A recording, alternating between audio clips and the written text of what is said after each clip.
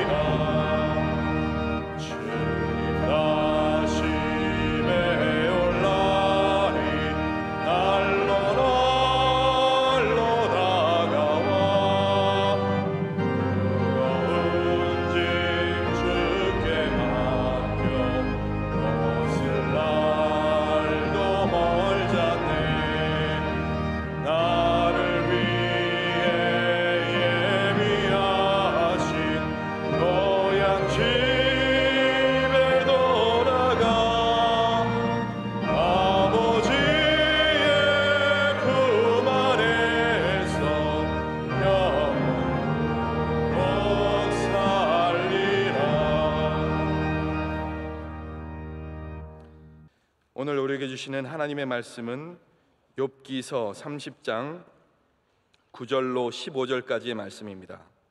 구약 성경 789면에 있는 욥기 30장 9절로 15절까지의 말씀을 한 절씩 교독하도록 하겠습니다. 이제는 그들이 나를 노래로 조롱하며 내가 그들의 놀림거리가 되었으며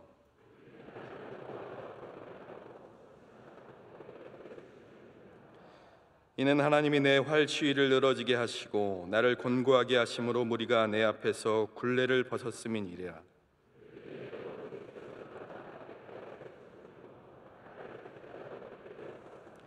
그들이 내 길을 헐고 내 재앙을 재촉하는데도 도울 자가 없구나.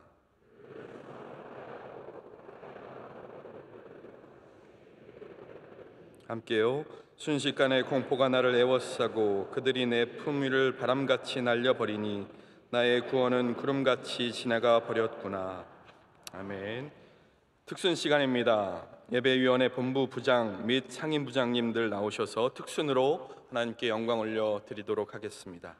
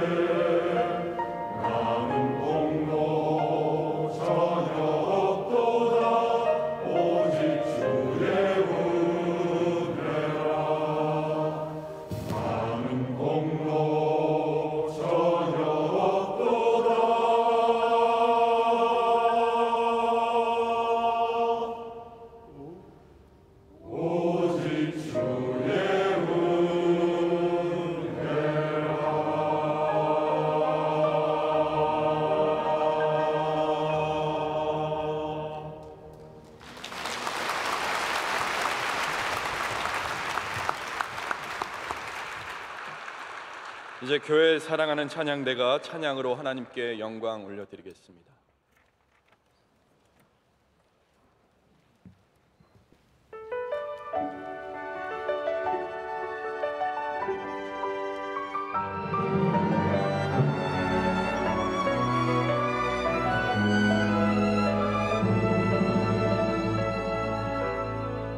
화려하지 않아도 정결하게 사는 삶, 가진 것이 없어도 감사하며 사는 삶, 내게 주신 작은 힘 나눠주며 사는 삶, 이것이 나의 삶의 행복이라오.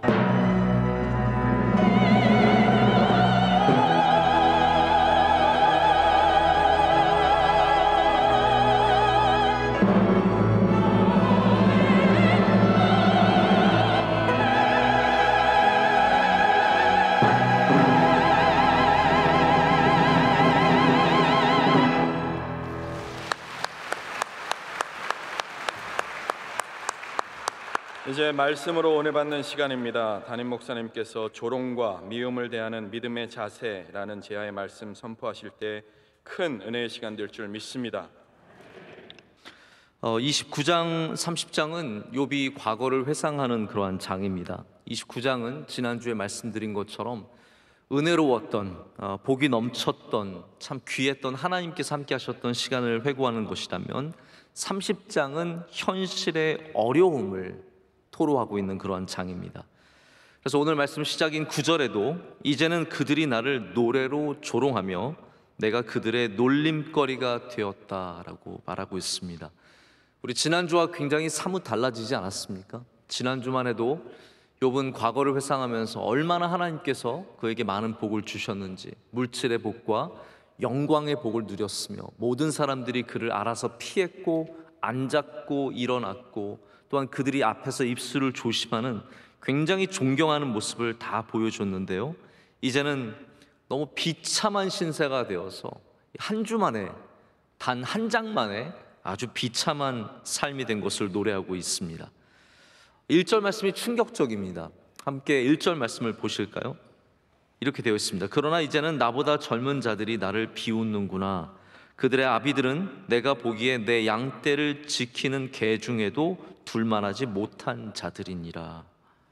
여러분, 이 말씀이 어떠한 말씀이냐 하면요, 야, 이제는 내가 이렇게까지 약해지고 이렇게까지 별 볼 일 없는 사람이 되고 이렇게까지 고난을 당하고 있으니까 저 나를 피해 다니던 젊은 애들이 욕을 하는데, 비웃는데요, 그 젊은 애들이 어떤 애들이냐면 그들의 아비들은 내가 데리고 있는 양떼를 돌보는 개 중에도 두지 않을 정도로, 이 성경에서나 우리 문화에서나 이 개라는 것은 이렇게 좋은 표현은 아니거든요. 가장 비천한, 가장 나쁜 그러한 사람과도 같은 그러한 가정의 아이들이 나를 비웃고 있단 말이죠. 그러니까 만만하니까 사람들이 서슴지 않고, 이제 쭉 말씀을 보시면 나오겠지만 뭐 얼굴에 침을 뱉어요. 여러분, 이 침을 뱉는다는 것은 함부로 해서는 안 되는 일 아닙니까? 그러나 만만하게 보이면 서슴지 않고 침을 뱉게 된다는 말입니다. 심지어는 욥이 어디까지 가게 되냐면요, 이들로 인해서 공포를 느낍니다. 이들이 두려운 거예요. 무서운 겁니다. 여러분, 사람들은 누군가가 나를 미워할 때 마음이 불쾌하고 그 정도가 아닙니다. 나중에 미워하고 조롱하고 괴롭히면요, 두렵습니다. 그래서 우리 아이들이 학교에서 이렇게 조롱당하고 미움을 당하고 이렇게 따돌림을 당하면 그것이 그냥 단순히 기분이 나쁜 정도가 아니라니까요. 그들은 공포 속에 살아가는 너무나 안타까운 삶이 되어버리고 마는 것입니다. 바로 욥이 이러한 일들을 우리 30장에 쭉 계속해서 말을 하고 있습니다.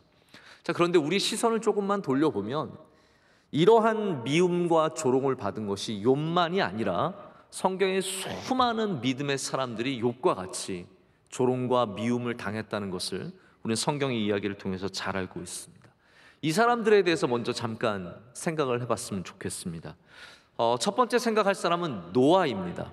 노아는 사명을 위해서, 우리가 조롱을 받고 미움을 받는 여러 가지 이유가 있는데요, 그래도 우리는 하나님의 영광을 위해서 받아야 합니다. 할렐루야.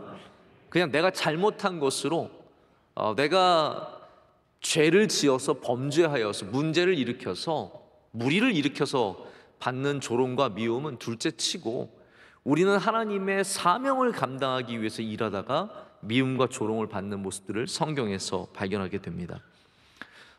이 노아의 모습을 보면은 나중에 선지자들이 받았던 조롱과 미움과 비슷하다는 생각을 해보게 됩니다. 그러니까 노아는 어쩌면 우리에게 주어진 가장 최초의 선지자가 아닐까. 물론 아브라함도 선지자가 될 수 있지만 노아가 참 선지자의 모습으로 이 땅에서 하나님 주신 사명을 갖고 그 비참한, 이게 몇십 년 동안 지은 일 아닙니까? 모든 사람들이 비난하고 모든 사람들이 비웃을 때 혼자서 가족들과 함께 그 노아가 방주를 짓는 모습을 보면 이게 선지자의 모습이고, 조롱과 미움을 받아도 끝까지 가는 사람이 주님의 일을 감당하게 됩니다. 이게 노아가 우리에게 보여주는 조롱과 미움을 대하는 태도입니다. 한 명 한 명에게 가서 저항하면서 너 왜 나를 욕하냐, 나랑 싸우자, 이게 아니라 너는 욕해도 너는 조롱해도 나는 하나님이 주신 일을 감당하겠다.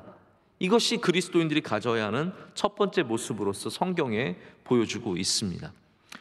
그래서 노아는 이 사명을 지키는 삶으로 말미암아 자신의 생명, 가족의 생명을 구원한 것뿐만이 아니라 이 온 세계, 창조 세계를 구원하는 일에 하나님과 함께한 아주 중요한 인물이 됩니다.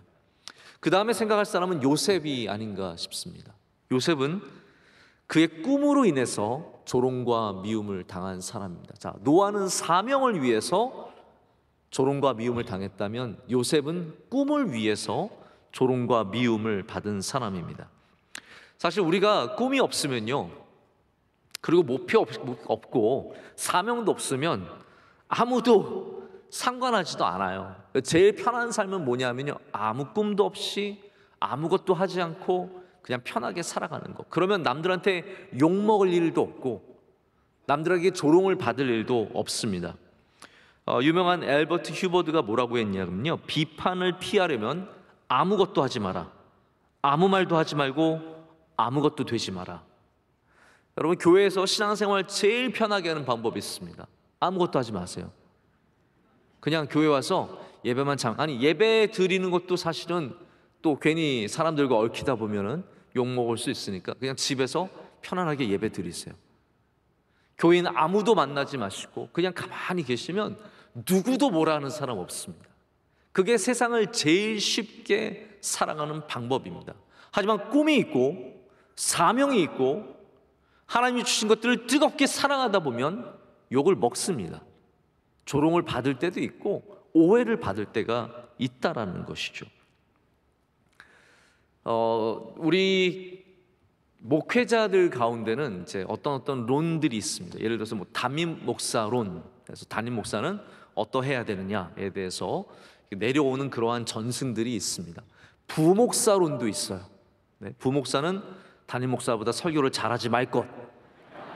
이런 것들. 네? 이런 것들이 있어요. 네.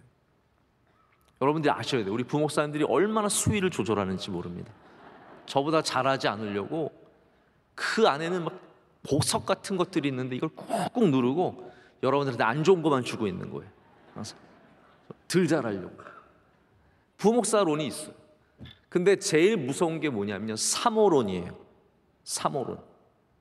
왜 사모론이 뭔지 무서운지 아십니까? 사모는요, 뭘 하면 해서 뭐라 그러고 뭘 안 하면 안 해서 뭐라 그럽니다. 신방을 가잖아요. 왜 사모님이 신방 가냐 그래요. 신방 안 가잖아요. 왜 사모님인데 신방을 안 가냐 그래요. 교회 일찍 오면 저 사람이 자기가 목사인 줄 알고 교회 일찍 와서 저러고 다닌다 그러고, 교회 늦게 오면 사모가 돼서 늦게 온다 그래요. 이 옷을, 빨간 옷을 입으면 빨간 옷을 입는다고 뭐라고 하고 까만 옷을 입으면 까만 옷을. 그래서 사모는요 그냥 죽어 지내야 돼요. 안 보이게 살살 다녀야 그게 사모론이라는 거죠. 욕 안 먹으려면 이렇게 아무것도 하지 말고 아무 말도 하지 말고 아무 꿈도 꾸지 말고, 이게 사실은 세상의 법칙입니다. 하지만 우리가 주님이 주신 꿈이 있으면 조롱과 미움을 넘어서야 합니다. 주님이 주신 사명이 있으면 사람들의 말은 신경 쓰지 말아야 합니다. 여러분, 어린 아이가 나와서 저는 꿈이 있어요, 저는 대통령이 될래요, 그러면 다들 박수 쳐줍니다. 그렇죠? 왜냐하면 어린아이니까 그럴 수 있는 거잖아요. 어린아이가 나와서 저는 노벨상을 탈래요, 그러면 와 박수 쳐줍니다. 근데 제가 나가서 저 대통령 되겠습니다, 그러면 미친 거 아니야? 라고 할 거 아니에요. 여러분, 꿈을 갖는다는 것이 절대로 쉬운 일이 아닙니다. 왜냐하면 사람들이 웃기게 생각하거든요. 나는 꿈이 있습니다, 나는 정말 이 사업을 통해 하나님께 큰 영광 돌리고 싶습니다 라고 말하면 사람들이 박수 쳐줄 것 같지만 아니라는 거예요. 저는 꿈이 있습니다, 훌륭한 음악가가 되어서 하나님께 영광 돌리고 싶습니다, 그러면 사람들은 그 안에서 다 계산기를 두드려 봅니다. 너는 무슨 대학을 나왔고 너의 실력은 지금 어느 정도고 너는 유학을 갔다 왔고 안 갔다 왔고, 너는 아무것도 아니네 라고 무시해버리죠. 여러분, 교회는 꿈꾸는 곳이 되어야 합니다. 할렐루야. 남의 꿈을 조롱하고 비웃는 것이 아니라 누군가의 꿈을 격려하며 축복하는 곳이 되어야 합니다. 선교의 꿈과 사업의 꿈과 정치의 꿈과 문화계를 이끄는 꿈과 이 수많은 꿈들을 꾸는 사람들을 그 나이와 상관없이 70에도 꿈을 꿀 수 있고 80에도 꿈을 꿀 수 있고, 할렐루야. 그러나 20에도 편하게 살려면 20살이 먹어도 꿈이 없는 거예요. 왜냐하면 그냥 이 세상에 힘든 거 싫은 겁니다. 그냥 편하게 사는 게 좋은 거죠. 요셉이 편하게 살려고 했다면 꿈 따위는 꾸지 말았어야 하고 절대로 말도 해서는 안 되는 겁니다. 하지만 요셉은 꿈을 말하는 사람이었습니다. 여러분, 꿈을 말해야 합니다. 우리는 그렇게 생각하죠. 아, 요셉이 입이 싸가지고 저거 하나님이 주신 꿈을 저렇게 그거 형들한테 말하면 미움 당하는 거 뻔히 아는데, 아니에요. 꿈이 너무 귀하다 보니까 말하지 않고서는 감당할 수가 없는 겁니다. 진짜 꿈이 있으면요, 말하게 되어 있습니다. 요셉에게 주신 그 귀한 꿈을 요셉은 말했고 그 꿈이 이루어졌습니다. 여러분, 말을 해야 꿈이 이루어집니다. 하나님이 주신 꿈을 그냥 버리지 말고 내 안에만 두지 말고 남들이 비웃더라도 남들이 조롱할지라도 우리는 그렇게 꿈을 말하며 꿈을 위해서 달려가는 주님의 백성들이 되어야 할 줄로 믿습니다. 요셉, 그러나 그 꿈 많은 요셉이 형들에게 팔려가고 고난을 당할 때 얼마나 어려움을 많이 겪습니까? 하지만 하나님께서 오늘 새벽에 말씀드린 것처럼 때에 따라 은혜를 주셨습니다. 팔려갈 때 은혜를 주신 거예요. 지나가던 아라비아 상인들이 그를 볼 수 있도록 은혜를 주셨고, 보디발의 집에 갔을 때도 은혜를 주셨고, 감옥에 갔을 때도 은혜를 주셨고, 총리가 되었을 때도 은혜가 넘쳤습니다. 그래서 그를 조롱하던 형제들은 나중에 요셉이 먹여 살리는 사람들이 되었고, 그를 미워하는 사람들에게 선을 베푸는 예수님의 모습을 닮은 요셉을 우리는 창세기에서 보게 됩니다. 조롱과 미움을 하면 얘기할 때는 다윗을 빼놓을 수가 없습니다. 제가 워낙 다윗에 대한 이야기는 많으니까 제가 간단하게만 말씀을 드리자면, 시편에 보면 조롱이라는 단어와 미움이라는 단어는 끊임없이 나옵니다. 다윗같이 훌륭한 사람이 어떻게 이렇게 많은 조롱과 미움을 당할 수 있을까요? 시편 22편엔 이런 말씀이 있습니다. 나는 벌레요 사람이 아니라 사람의 비방거리요 백성의 조롱거리니이다. 나를 보는 자는 다 나를 비웃으며 입술을 비쭉거리고 머리를 흔들며 말하되. 이게 다윗의 신세였다라는 거죠. 이것은 또한 우리에게 무엇을 말하냐면, 지금 누군가가 비웃어도 하나님의 은혜 가운데 우리는 넉넉히 이겨낼 수 있다는 말입니다. 다윗에게는 항상 그런 일이 있었거든요. 야, 네가 촌동네 사람이 뭘 하겠냐, 너 막내가 뭘 하겠냐, 너 알지도 못하면 좀 뒤에 가 있어라, 형들이 전쟁을 할게. 그런 수많은 조롱 속에서 다윗은 절대로 넘어지지 않았습니다. 보십시오, 다윗이 언제 그런 곳에서 넘어졌습니까?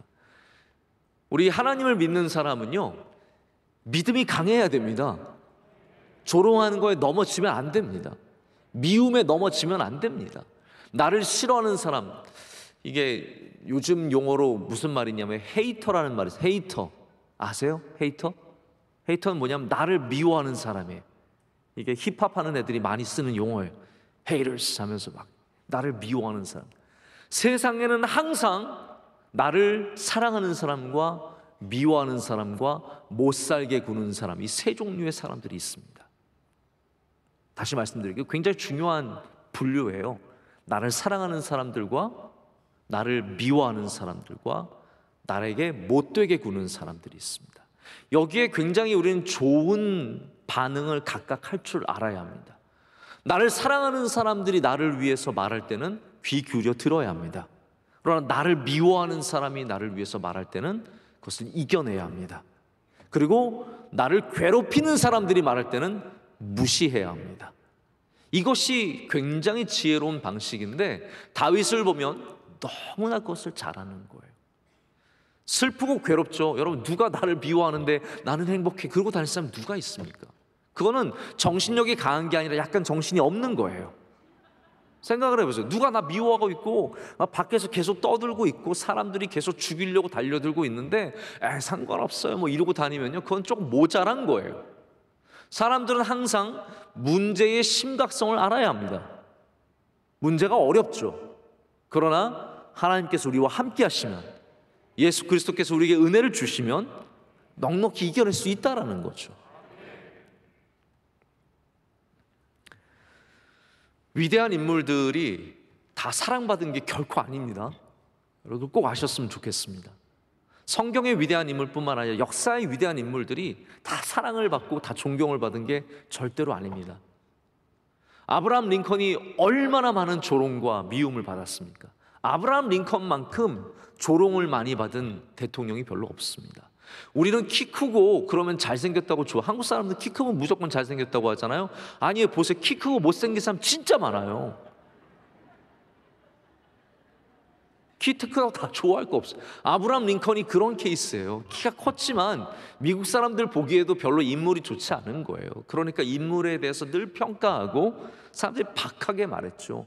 시골뜨기 변호사. 우리는 변호사는 다 대단한 줄 알지만 사실 변호사가 다 대단한 게 아니에요. 변호사도 아주 잘하는 변호사도 있고 그냥 겨우 변호사하는 사람도 있는데 모든 사람들이 봤을 때 링컨은 별거 아닌 변호사였어요.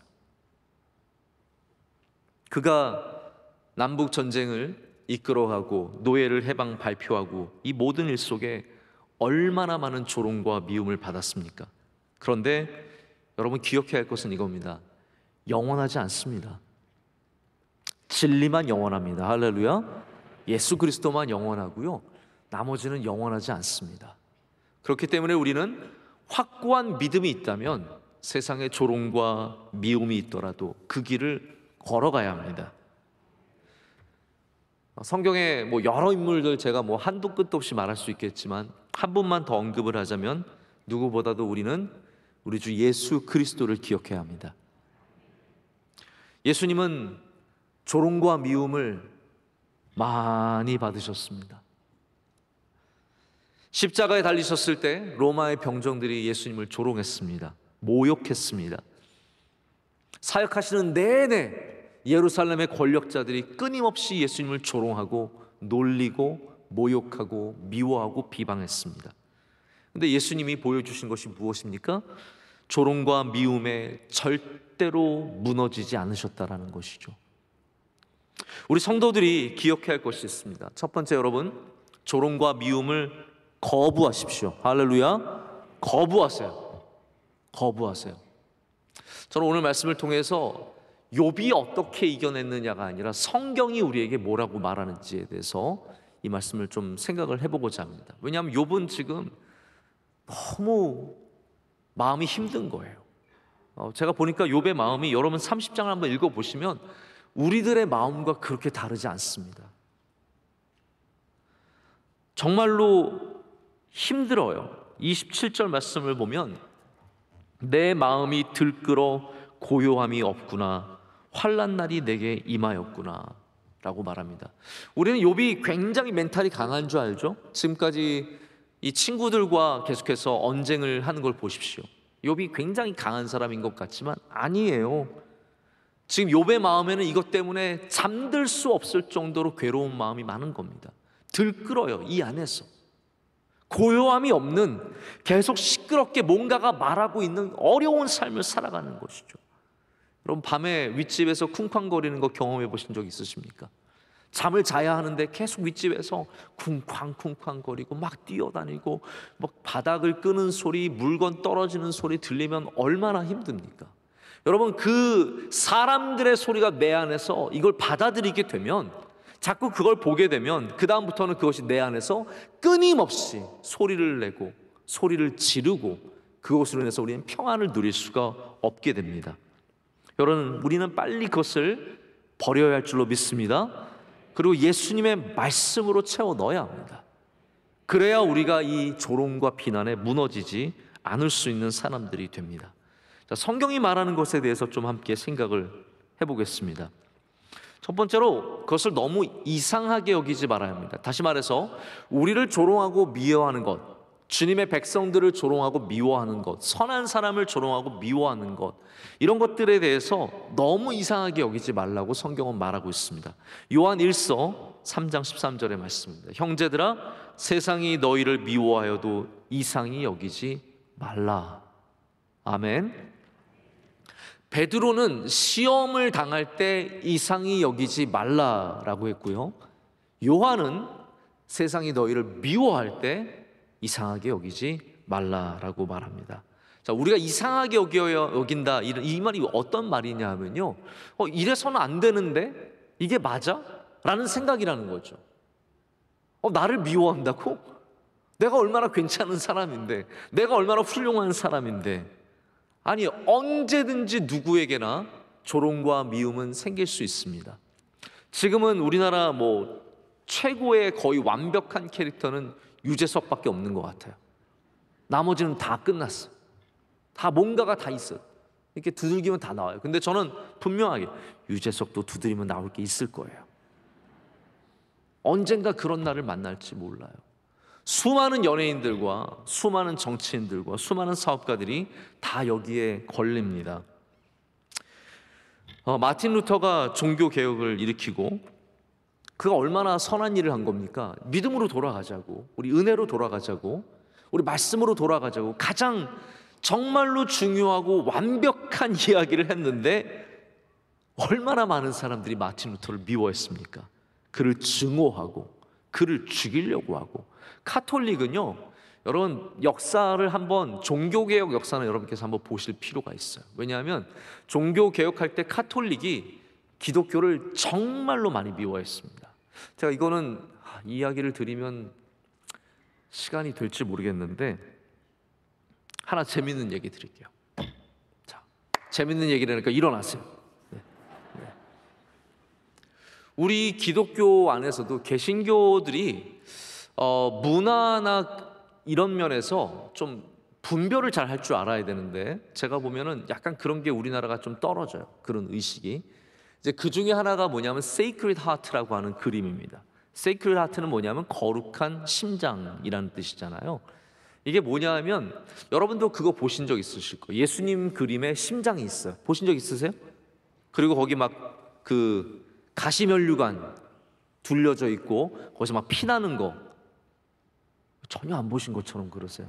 이거 많이 보셨을 텐데, 이거 집에 걸려 있으신 분도 굉장히 많아요. 근데 이게 어떤 전통을 갖고 있냐면 카톨릭 전통을 갖고 있는 그림이에요. 그래서 미국에는 Sacred Heart University라고도 있고 굉장히 중요한 그림인데, 이 배경 역사가 우리 개신교는 사실 걸면 안 되는 역사예요. 왜냐하면 종교개혁이 있은 다음에 한 수녀의 꿈에 예수님께서 나타나셨어요. 수녀의 꿈에. 그리고 예수님께서 그 수녀에게 말씀하시기를, 저 마틴 루터랑 저 종교개혁자들 쟤네들이 너무 나쁜 짓을 해서 내가 심장이 이렇게, 심장에서 피가 나고 있다, 내가 이렇게 가슴이 아프다 라고 나타난 그림이 바로 Sacred Heart예요. 그러니까 이 그림은 사실은 당연히 기독교 우리 개신교에게 굉장히 적대적인 그림이죠. 근데 지금 우리가 거의 그 그림 개신교 교회 상관없이 다 걸게 되는 것 같습니다. 마틴 루터가 이렇게 옳은 일을 했지만 그가 얼마나 많은 고난과 어려움을 당했는지 모릅니다. 심지어는 마틴 루터의 역사를 보면은 마틴 루터가 죽기를 원해서 지금으로 말하자면 자살을 할 정도로, 시도를 할 정도로 굉장히 심각한 우울함과 어려움을 겪었던 것이 기록에 나와 있습니다. 여러분, 이것이 세상의 모습이라는 거예요. 조롱하고 미워하는 것이 세상의 모습입니다. 왜냐하면 우리 세상은 아까도 말씀드렸지만 불완전한 곳입니다. 완전한 곳이면 그러면 안 되겠죠. 우리는 에덴 동산을 떠난 이후로 이 불완전한 세상에 살면서 영원토록 인간의 불완전성 때문에 끊임없이 미워하고 증오하고 시기하고 질투하고 이렇게 조롱하는 일들이 이어질 수밖에 없습니다. 그렇기 때문에 우리는 이상하게 여기지 말아야 돼요. 당연하구나. 제가 교회 얘기를 해서 죄송하지만 교회를 섬길 때도 마찬가지입니다. 교회를 섬기면 사람들이 다 칭찬해주고 박수 쳐줄 것 같죠? 그렇지 않습니다. 젊은 사람이 열심히 해보세요. 야, 젊은 애가 왜 저렇게 나대? 라고 얘기를 합니다. 저 젊어가지고 뭐 저렇게 나서? 라고 얘기를 합니다. 연세가 드셨는데 열심히 하잖아요. 그러면 야, 그 정도 하고 물러서지 뭘 아직도 하고 있어, 이렇게 얘기를 해요. 도대체 그러면 몇 살의 일을 해야 가장 칭찬받을 수 있을까요? 아니에요. 20살도 일해야 되고 80이 되어도 일해야 되고. 할렐루야. 교회를 섬기는 거에 나이가 무슨 상관입니까? 상관이 없는 건 아니지만 그걸 갖고 뭐 젊으면 젊어서 나든다 그러고 나이가 있으면 나이가 있다고 뭐라고 하고, 이게 그래요. 다 그렇다는 말이에요. 목회자도 마찬가지입니다. 목회자가 열심을 내잖아요. 우리 전에 계셨던 목사님, 굉장히 열심히 쓰셨던 목사님 거 아시죠? 네. 전임 목사님, 네. 굉장히 열심히 쓰신 목사님이잖아요. 목사님이 열심히 하면 사람들은 우리 목사님은 세상에서 어떻게 사는지 몰라서 교회만 나오라고 절해라고 하잖아요. 제가 이제 또 쉬게 해주잖아요. 그럼 우리 목사님 열정이 없어. 그래. 우리 목사님, 새로운 목사님은 열정이 없어. 제가 길게 하면은 야, 긴데 알맹이가 없어 라고 말하고요. 짧으면 준비를 안 했네 라고 말합니다. 다시 말해서 여러분이 그렇다는 것이 아니라 세상이 다 그렇다라는 거예요. 어떤 일을 하든지 조롱과 미움은 항상 있을 수밖에 없습니다. 그런데 우리가 그것을 붙잡고 내가 칭찬받는 거에만 목적을 두고 살면 안 된다라는 거죠.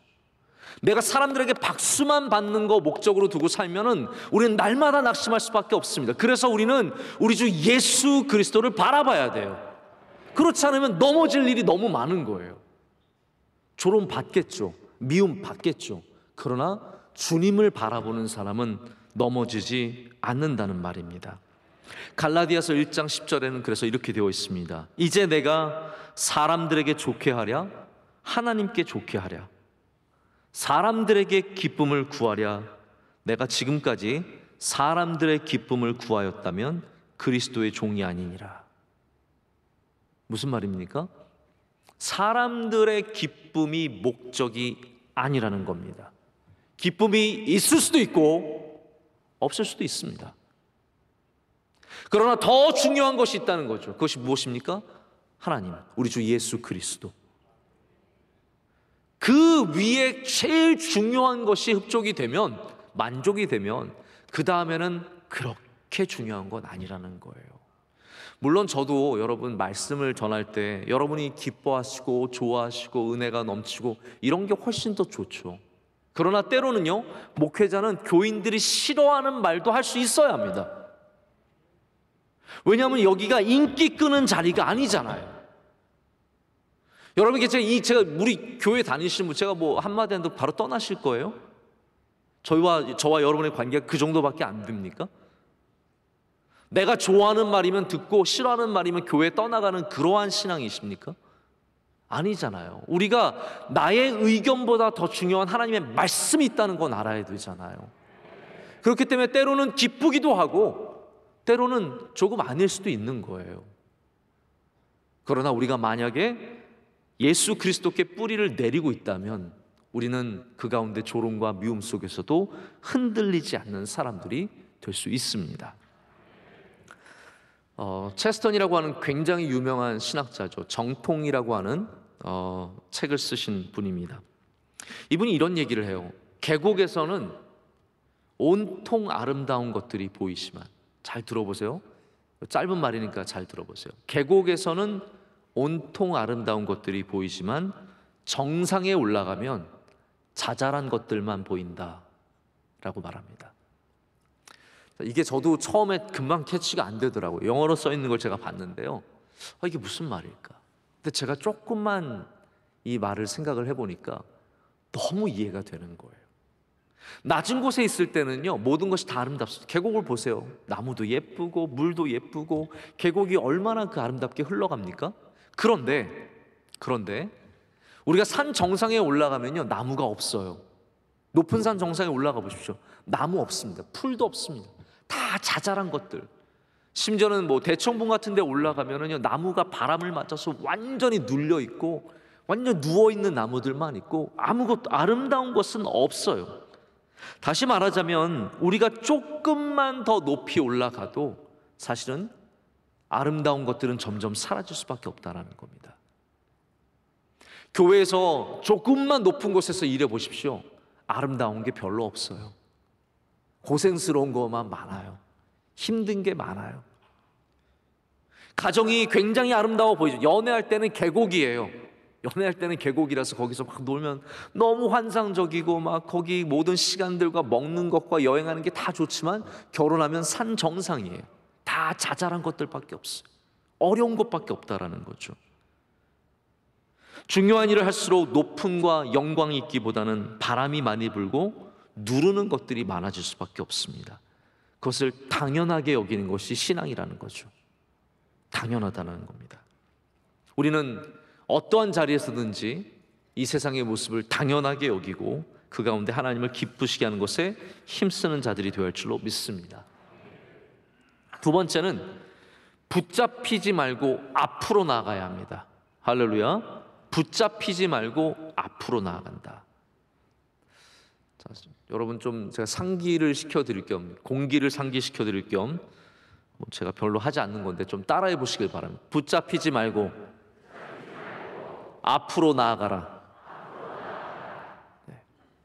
붙잡히지 말고 앞으로 나아가라. 미움과 조롱에 자꾸 발목을 잡히면 안 됩니다. 우리가 원한을 품는 게 아니라요, 원한이 우리를 품게 됩니다. 우리가 누군가가 미워지고 누군가가 싫어지면 우리가 그 원한을 붙잡고 있는 게 아니라 그 원한이 우리를 꼭 붙잡고 절대로 놔주지 않습니다. 여러분이 그 미움을 벗어버리기 전까지는 그 원한이 여러분의 발목을 딱 잡고 한 발짝도 앞으로 못 나가게 합니다. 그래서 원한을 가진 사람은요, 과거에 살고 있는 겁니다. 현재를 살지 못하고 앞으로도 나아가지 못합니다. 원한과 미움을 반드시 넘어서야 우리는 현재를 살 수 있고 미래를 살 수 있는 사람들이 됩니다. 그래서 원한은 앞으로 전진하는 사람을 더 이상 못 잡습니다. 여러분이 만약에 나는 앞으로 갈래, 나는 앞으로 가야 해, 나는 예수님처럼 앞을 바라보고 가야지 하고 가시잖아요. 그럼 원한은 여러분을 잡을 수가 없습니다. 근데 나는 저 미워하는 사람, 저 사람과 그냥 함께 살고 싶은 거예요. 저 사람과 계속 싸우고 싶고 나를 조롱하는 사람, 저 사람만 바라보고 싶고, 그러면 절대로 거기를 벗어날 수가 없습니다. 거기에만 살게 되어 있습니다. 성경이 우리에게 가르쳐주는 건 이겁니다. 예수님께서 왜 인내하셨냐, 왜 모욕을 참으셨느냐, 왜 조롱과 이 모든 것들을 이겨내셨느냐, 앞을 바라보셨기 때문이다 라고 말하잖아요. 히브리서 12장 2절의 말씀입니다. 믿음의 주요 또 온전하게 하신 이 예수를 바라보자. 그는 그 앞에 있는 기쁨을 위하여 십자가를 참으사 부끄러움을 개의치 아니하시더니 하나님 보좌 우편에 앉으셨느니라. 아멘. 앞에 있는 것을 바라보셨기 때문에 조롱과 미움은 넘어서실 수 있으셨습니다. 여러분 생각해 보세요. 예수님께서 십자가에 달리셨는데 계속 조롱하는 사람들과 싸우고 있어요. 너 그럴래? 너 개기면 죽는다. 막 그 뭐 올려주면 안 먹는다니까 저리 가. 발로 막 팍팍 차고 막. 예수님 십자가에서 그 미워하고 조롱하는 사람들과 계속 싸우고 있으셨으면 십자가의 사건이 완성이 될 수 있겠습니까? 예수님 그거 다 뒤로 하셨습니다. 앞으로 가셨습니다. 오직 앞으로 가셨습니다. 우리도 불필요한 것들은 과감하게 뒤로 던져버려야 합니다. 올해 있었던 어려운 일들 여러분 빨리 뒤로 던져버리십시오. 2022년에 하나님께서 크신 은혜 주실 줄로 믿습니다. 앞으로 나아가는 믿음의 자세가 필요합니다. 히브리서가 그래서 그걸 뭐라고 부르냐면요, 믿음이라고 부르는 거예요. 앞으로 나아가는 것이 뭐냐? 믿음이라는 거예요. 뒤에 붙잡혀 있는 것은 믿음이 아닙니다. 그것은 원망이요 미움입니다. 그래서 오늘 이 말씀 히브리서 12장 2절의 말씀에도 믿음의 주요 또 온전케 하신 예수를 바라보자라고 말하면서 그는 그 앞에 있는 것을 위해서 부끄러움을 참고 개의치 아니하시고 앞을 향해 가셨다는 거예요. 믿음이 뭐냐? 믿음의 주가 어떤 일을 행하셨냐 하면 앞으로 가셨다라고 말씀하고 계십니다. 앞을 바라보는 것이 믿음이며 우리가 주신 하나님께서 우리에게 주신 일들을 감당하는 것이 믿음인 줄로 믿습니다. 예수님을 항상 따라가길 원했던 바울도 조롱과 미움을 정말 많이 당했습니다. 근데 보십시오. 바울이 뒤에 묶여 있습니까? 아닙니다. 이 성이 나를 미워하고 나를 받아주지 않으면 어떻게 해서라도 이 성을 내가 뒤집어 봐야지 안 합니다. 발을 털고 앞으로 전진합니다. 할렐루야. 발을 털고 그 성에서 나와서 발을 털고 다음 성으로 갑니다. Move on. 가야 돼요. 전진해야 돼요. 거기 머물러 있어서는 안 된다는 겁니다. 그랬기 때문에 복음에 전진이 있었던 겁니다. 복음이 만약에 모든 성에 머물러서 못 전진했다면 여러분 어떻게 되겠습니까? 그를 미워하고 조롱하면 전진하는 겁니다. 앞으로 가는 겁니다. 그것들과 싸우느라고 매어 있지 않는 것이죠. 우리 기억이라는 것이 좋은 것만 기억나게 하는 것이 아니라 부끄러운 것도 기억나게 하고 나쁜 것도 기억나게 합니다. 여러분 밤에 누워있으면 좋은 것만 기억나십니까? 낮에 있었던 불쾌한 일들도 기억이 나고 며칠 전에 있었던 내가 들었던 아주 기분 나쁜 말도 갑자기 생각이 나고 그러다가 괜히 억울하고 속상하고 또 때로는 부끄러운 일들 기억이 나서 이불킥 하시는 경우도 있죠. 손발이 오고 내가 왜 그때 그랬을까? 우리가 부끄러운 기억들이 다 있죠. 영어를 못해서 부끄러웠던 것도 있고 남들 앞에서 말을 잘못해서 부끄러운 일들도 있고. 여러분 제일 좋은 기억력은 나쁜 것을 빨리 잊는 기억력입니다. 할렐루야. 나쁜 것은 빨리 잊으셔야 합니다. 어려운 것은 빨리 잊으셔야 합니다. 원한은 빨리 잊으셔야 합니다. 미움은 빨리 잊으셔야 합니다. 그래야 앞으로 갈 수 있기 때문입니다. 우리가 물론 기억해야 하는 것들도 있습니다. 제가 나중에 한번 말씀을 드리겠지만 그러나 다른 사소한 것들에 대해서는 담대한 마음을 갖고 앞으로 나아가야 합니다. 그래서 바울은 빌립보서에 바로 예수님의 마음을 담아서 이렇게 말합니다. 빌립보서 3장의 말씀이죠. 형제들아 나는 아직 내가 잡은 줄로 여기지 아니하고 오직 한 일 즉 뒤에 있는 것은 잊어버리고 앞에 있는 것을 잡으려고 표대를 향하여 그리스도 예수 안에서 하나님이 위에서 부르신 부름의 상을 위하여 달려가노라. 여러분 우리가 상을 위해 the prize 상을 위해 달려가기 위해서는 뒤에 것은 빨리 잊으셔야 합니다. 누가 무슨 말 하고 나를 어렵게 하고 그런 말하고 돌아다니고 저도 목회하다 보면요 심지어는 뭐 우리 가까운 사람들 중에서 뭐 이런 말하고 다녔다 저런 말하고 다 들어옵니다. 그러나 그거 다 기억하고 살면 얼마나 힘들겠습니까? 하나님 제게 주신 은혜 중에 하나는 그런 거예요. 그런 사람들이 별로 기억이 안 나고 그런 내용들이 별로 기억이 안 난다는 거죠. 그게 제게 주신 은혜이기 때문에 저는 오늘도 부름의 상을 위해서 달려가는 주님의 종이 되기를 원하는 겁니다. 여러분들도 부름의 상을 위해 달려가시기를 축복합니다. 마지막 짧게 말씀을 드리고 말씀을 맺겠습니다. 우리 세 번째로는 은혜의 보좌 앞으로 나아가야 합니다. 오늘 새벽에도 제가 똑같은 말씀을 드렸습니다. 마치 오늘 새벽 예배 말씀이 이제 히브리서의 말씀이었는데 하나님께서 예수님께서 우리에게 때에 맞는 은혜를 주신다라고 했죠. 때를 따라 주시는 은혜가 있다라고 했고 그 은혜를 위해서 은혜의 보좌 앞으로 나아가라라고 성경은 말하고 있습니다. 여러분 왜 우리가 은혜의 보좌 앞으로 나가야 할까요? 예수님께서 이 땅에서 누구보다도 많은 조롱과 미움을 당하신 우리의 마음을 가장 잘 아시는 분이시기 때문입니다. 여러분이 미움 당했을 때 예수님 앞에 가시면 예수님은 다 알고 계신다는 거죠. 조롱을 당할 때 예수님 앞에 가시면 예수님이 다 알고 계시다라는 거예요. 그 보좌 앞에 엎드리면 주님 우리를 위로해 주십니다. 오늘 말씀에 참 안타까운 것은 욥에게 없었던 것이 하나 있다는 것이죠. 그에게 예수님이 없었다라는 겁니다. 욥에게 조롱은 너무 낯선 것이었어요. 평생을 의인으로 살았기 때문에 그에게 조롱은 너무나 낯선 것이었습니다. 평생을 사람들의 존경을 받았기 때문에 그는 미움이 너무 낯설었습니다. 베푼 것이 너무 많았고 쌓아놓은 것이 너무 많았고 선함이 너무나 컸기 때문에 이 모든 조롱과 미움이 고통이고 아픔이었습니다. 여러분 우리가 의인인 것을 돌아보지 말고 나는 옳고 나는 바른데 저 사람은 나쁘고 저 사람은 틀리고로 생각하지 마시고 우리는 조롱과 미움 속에서 나의 부족함 속에 주님 앞으로 나가야 합니다. 다시 말씀드립니다. 욥이 특별히 힘든 이유는 그가 자신이 온전한 사람이라고 믿는 믿음이 있었기 때문이거든요. 그러나 우리는 최소한 우리가 죄인임을 알지 않습니까? 우리가 부족함을 알지 않습니까? 그렇기 때문에 우리는 더 큰 은혜가 있습니다.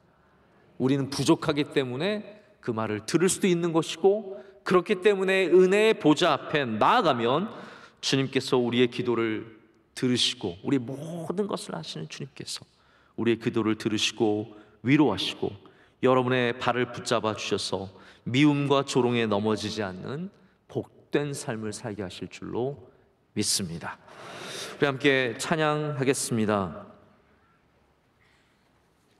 우리 찬양하실 때 성령이 오셨네 함께 찬양합니다.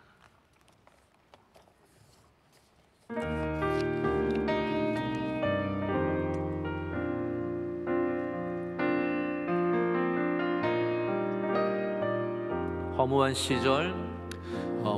시절 지날 때 깊은 한숨 내쉴 때 그런 풍경 보시며 단식하는 분 있네. 고와 같이 너희를 버려두지 않으리. 내가 너희와 함께하리라. 성령이 오셨네. 성령이 오셨네. 성령이 오셨네. 내 주에 보내신 성령이 오셨네. 우리 인생 가운데 친히 찾아오셔서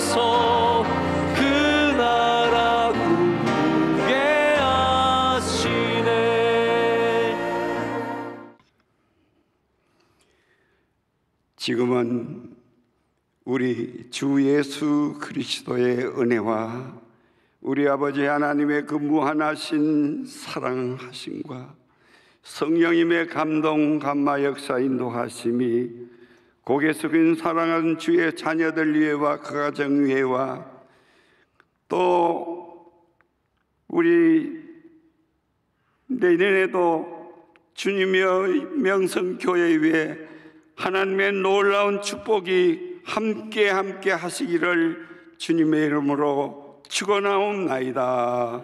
아멘.